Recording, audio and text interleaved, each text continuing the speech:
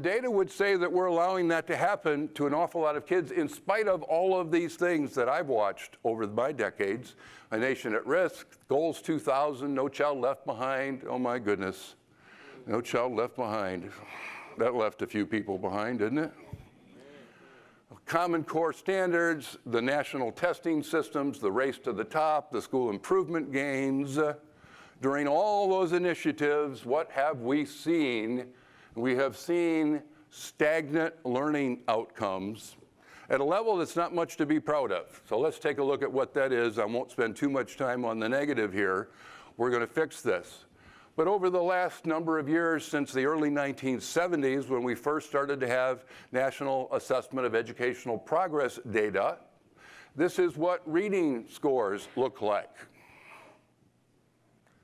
Pretty much the same at 4th grade and 8th grade and 10th grade. Pretty much the same as they have been for all these years. None of those fancy initiatives with hundreds of millions and billions of dollars applied to different purposes have caused a spike in our outcomes. They are at the same level. In math, it's the same story in 12th grade, a little bit of improvement in 4th grade and 8th grade. No improvement at 12th grade. In Pisa studies, they don't go back quite as far. They only go back to the year 2000. In math and reading and science, we have math in blue, we have science in green, and we have reading in red.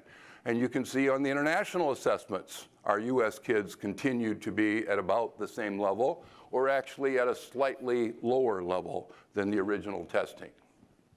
The fact that learning outcomes are stagnant is a big deal, because in our case, stagnant's not a very high bar.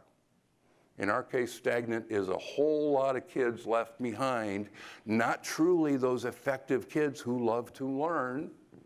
In fact, 66% on national data, not necessarily on your state data, but on national data, 66% of our kids are non-proficient readers already by the time they take the NAEP in early 4th grade.